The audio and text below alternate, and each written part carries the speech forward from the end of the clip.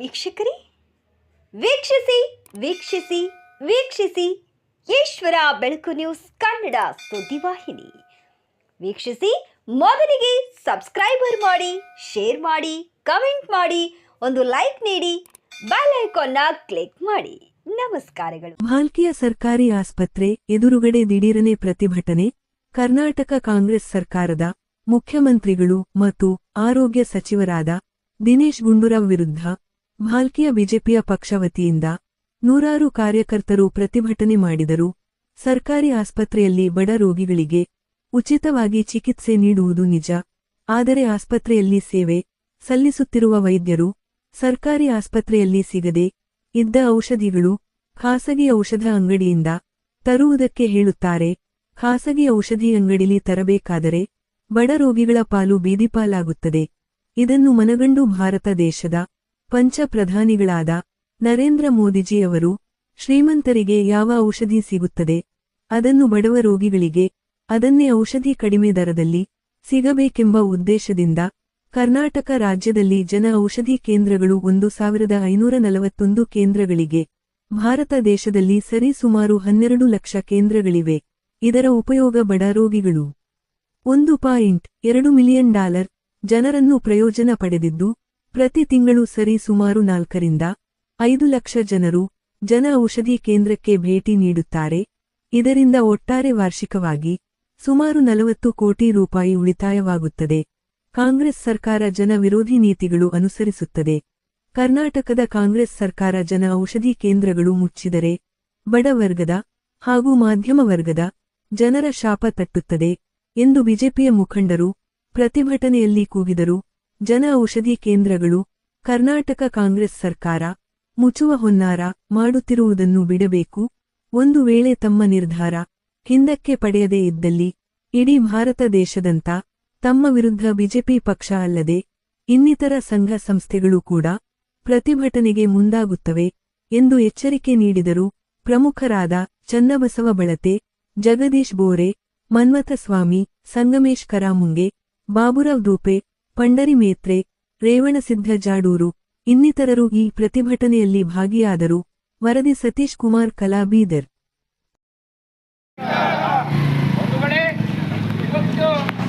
ಜನೌಷಧಿ ಮಳಿಗೆಯನ್ನು ಮುಚ್ಚತಕ್ಕಂಥ ಕೆಲಸ ಕಾಂಗ್ರೆಸ್ ಸರ್ಕಾರ ಮಾಡ್ತಾ ಇದೆ. ಜನೌಷಧಿ ಮಳಿಗೆ ಯಾಕೆ ಮುಚ್ತೀರಿ? ಇವತ್ತೊಂದು ಬಡವರು, ಇವತ್ತೊಂದು ಕ್ಯಾನ್ಸರ್ ಪೇಷಂಟ್ ಆಗಿರ್ಬೋದು, ಇವತ್ತೊಂದು ಶುಗರ್ ಪೇಷಂಟ್ ಆಗಿರ್ಬೋದು, ಇವತ್ತೊಂದು BP ಪೇಷಂಟ್ ಆಗಿರ್ಬೋದು, ಒಬ್ಬ ಸ್ತ್ರೀ ಗರ್ಭಿಣಿ, ಸೋದರಿ ಗರ್ಭಿಣಿ, ಅವಳ ಒಂದು 9 ತಿಂಗಳ ಗರ್ಭಿಣಿಯಲ್ಲಿ ಒಂದು ದೊಡ್ಡ ಹಾಸ್ಪಿಟಲ್ನಾಗ ಔಷಧಿ ತಗೋಬೇಕಾದ್ರೆ 20 ರಿಂದ 25 ಸಾವಿರ ರೂಪಾಯಿ ಖರ್ಚು ಬರ್ತದೆ. ಅದೇ ತಗೋಬೇಕಾದ್ರೆ ಒಂದು 2 ರಿಂದ 2.5 ಸಾವಿರ ಆಗ್ತದೆ. ಒಬ್ಬ ಶುಗರ್ ಪೇಷಂಟ್ ಸಿಂಧಾರ ಎಂ ಅಂತ 500 mg ಒಂದು ಟ್ಯಾಬ್ಲೆಟ್ ಇದೆ, ಅಲ್ಲಿ ಹೊರ ಮೆಡಿಕಲ್ನಲ್ಲಿ ತಗೊಂಡ್ರೆ ಮಳಿಗೆಯಲ್ಲಿ 140 ರೂಪಾಯಿ ಇದೆ. ಆದರೆ ಜನೌಷಧಿಯಲ್ಲಿ ತಗೊಂಡ್ರೆ ಕೇವಲ 23 ರೂಪಾಯಿ ಇದೆ. ಹಾಗಾಗಿ ಎಲ್ಲರಿಗೂ ಪ್ರತಿಯೊಂದು, ಅದು ಬಡವರಾಗಿರ್ಬೋದು, ಶ್ರೀಮಂತರಾಗಿರ್ಬೋದು, ಪ್ರತಿಯೊಬ್ಬರಿಗೆ ಏನಂತ ಜನೌಷಧಿ ಬಹಳ ಅವಶ್ಯಕತೆ ಇದೆ. ಅವರ ಸರ್ಕಾರ ಯಾವ ಉದ್ದೇಶದಿಂದ ಮಾಡ್ತಾ ಇದೆ, ಸರ್ಕಾರ ಯಾವ ವರದಿ ತರಿಸ್ಕೊಂಡಿದೆ, ಸರ್ಕಾರದವ್ರು ಏನಾದ್ರು ಮೆಡಿಕಲ್ ಮಾಫಿಯಲ್ಲಿ ಏನಾದ್ರು ಕುಗ್ತಾ ಇದೆಯಾ, ಯಾವುದಾದ್ರು ಮಾಫಿಯಾಗಿ ಏನಾದ್ರು ಜಗ್ತಾ ಇದೆಯಾ? ಭಾರತೀಯ ಜನತಾ ಪಾರ್ಟಿ ನರೇಂದ್ರ ಮೋದಿಯವರ ಸರ್ಕಾರದಲ್ಲಿ ಮೋದಿಯವರೊಂದು ಸಂಕಲ್ಪ ಆರೋಗ್ಯ, ಶಿಕ್ಷಣ ಎಲ್ಲರಿಗೂ ಸಮಾನಾಗಿ ಸಿಗಬೇಕು, ಕಡಿಮೆಯಲ್ಲಿ ಸಿಗಬೇಕು ಅಂತ ಹೇಳಿದ್ರು. ಹಾಗಾಗಿ ನರೇಂದ್ರ ಮೋದಿ ನೇತೃತ್ವದಲ್ಲಿ ಈ ಜನೌಷಧಿ ಮಳಿಗೆಯನ್ನು ಮುಚ್ಚತಕ್ಕಂಥ ಕೆಲಸ ಕಾಂಗ್ರೆಸ್ ಸರ್ಕಾರ ಮಾಡ್ತಾ ಇದೆಯಾ? ಇದು ತೀವ್ರವಾಗಿ ಇಡೀ ಕರ್ನಾಟಕದಲ್ಲಿ ಭಾರತೀಯ ಜನತಾ ಪಕ್ಷದ ವತಿಯಿಂದ ನಾವು ಏನಂದ್ರೆ ಖಂಡನೆ ಮಾಡ್ತಾ ಇದ್ದೀವಿ. ಮುಂದೆ ಜನೌಷಧಿ ಮಳಿಗೆ ತೆರಲಿಲ್ಲ ಅಂದ್ರೆ ರಸ್ತೆ ಇಲ್ಲ, ಮುಂದೆ ಆ ಮೆಡಿಕಲ್ಗಳು ನಾವು ತೆರತಕ್ಕಂಥ ಕೆಲಸ ಮಾಡಿಬಿಡಂಗಿಲ್ಲ. ಪ್ರೈವೇಟ್ ಮೆಡಿಕಲ್ ನಾವು ಬಂದ್ ಮಾಡ್ತಕ್ಕಂಥ ಕೆಲಸ ಮಾಡ್ತೀವಿ. ಜನೌಷಧಿ ಬೇಕು, ಜನೌಷಧಿ ಬೇಕು, ಜನೌಷಧಿ ಬೇಕು. ಬಲೋ ಭಾರತ್ ಮಾತಾ ಕೀ ಜೈ. ದೇಶದ ಹೆಮ್ಮೆ ಪ್ರಧಾನಮಂತ್ರಿಗಳಾದ ಶ್ರೀ ನರೇಂದ್ರ ಮೋದಿ ಅವರ ಏನು ಜನೌಷಧಿ ಜನರಿಗೆ ಕಡಿಮೆ ಬೆಲೆಯಲ್ಲಿ ಸಿಗುವಂಥ ಜನೌಷಧಿ ಪ್ರಧಾನಮಂತ್ರಿಯವರು ಪ್ರಾರಂಭ ಮಾಡಿದರು. ಪ್ರತಿ ಬಡ ಜನರಿಗೆ ಅವರು ಮೆಡಿಸಿನ್ ಸಿಗಬೇಕಾ ಕಡಿಮೆ ಬೆಲೆಯಲ್ಲಿ, ಇವತ್ತು 100 ರೂಪಾಯಿ ಬೆಲೆಯಲ್ಲಿ ಇರ್ತಕ್ಕಂಥ ಔಷಧಿ ಅದು 9 ರೂಪಾಯಿಗೆ ಜನೌಷಧಿ ಇಲ್ಲಿ ಸಿಗ್ತದೆ. ಆದರೆ ಬೇರೆ ಮೆಡಿಕಲ್ನಲ್ಲಿ ಅವರು 100 ರೂಪಾಯಿ ಕೊಡಬೇಕಾದ ಬಡ ಜನರು ಎಲ್ಲಿ ಕೊಡ್ತಾರೆ 100 ರೂಪಾಯಿ? ಆ ವಿಚಾರ ಮಾಡಿ ನಮ್ಮ ಪ್ರಧಾನಮಂತ್ರಿಯವರು ಪ್ರತಿ ಆಸ್ಪತ್ರೆಯಲ್ಲಿ ಏನಂದ್ರು ಜನೌಷಧಿ ಕೇಂದ್ರವನ್ನು ಸ್ಥಾಪಿಸಿದರು. ಆದರೆ ಇವತ್ತ ಏನು ಕಾಂಗ್ರೆಸ್ ರಾಜ್ಯ ಸರ್ಕಾರ ಇದೆ, ಆ ಕಾಂಗ್ರೆಸ್ ರಾಜ್ಯ ಸರ್ಕಾರ ಬಡವರ ಗೆ ಅನ್ಯಾಯ ಮಾಡ್ತಾ ಇದೆ. ಇಂಥ ಜನೌಷಧಿಯನ್ನು ಕೇಂದ್ರಗಳನ್ನು ಬಂದ್ ಮಾಡಬೇಕೆಂದು ಆದೇಶವನ್ನು ಹೊರಡಿಸಿದೆ.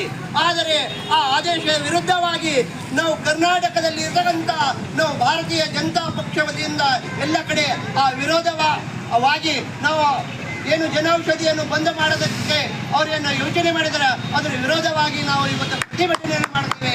ಮತ್ತು ಮುಂದೆ ಬರುವ ದಿನಗಳಲ್ಲಿ ಏನು ಪ್ರಧಾನಮಂತ್ರಿ ಕೇಂದ್ರದಿಂದ ಇರ್ತಕ್ಕಂಥ ವಿವಿಧ ಯೋಜನೆಗಳನ್ನು ಆ ಯೋಜನೆಗಳನ್ನು ಬಂದ್ ಮಾಡುವ ಷಡ್ಯಂತ್ರವನ್ನು ಅನ್ನೋದು ಕರ್ನಾಟಕ ಕಾಂಗ್ರೆಸ್ ಸರ್ಕಾರವನ್ನು ಯೋಚನೆ ಮಾಡ್ತಾ ಇದ್ದಾರೆ. ಆದರೆ ನಾವು ಇದು ಬಿಡುವುದಿಲ್ಲ. ಹಲ್ಕಿ ಮಂಡಲ ಹಾಗೂ ಯುವ ಮೋರ್ಚಾದ ವತಿಯಿಂದ ಇವತ್ತಿನ ದಿವಸ ಜನೌಷಧಿ ಕೇಂದ್ರವನ್ನು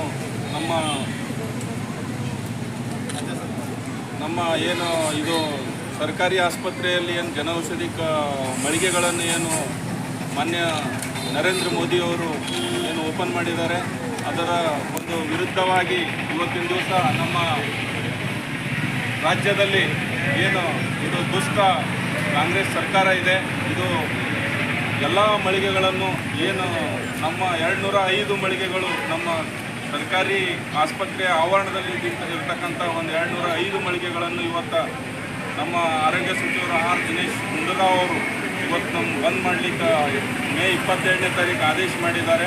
ಅದರ ವಿರುದ್ಧವಾಗಿ ರಾಜ್ಯಾದ್ಯಂತ ನಾವು ಇವತ್ತಿನ ದಿವಸ ಅದರ ವಿರುದ್ಧವಾಗಿ ಏನು ಪ್ರತಿಭಟನೆ ಮಾಡ್ತಾ ಇದ್ದೀವಿ.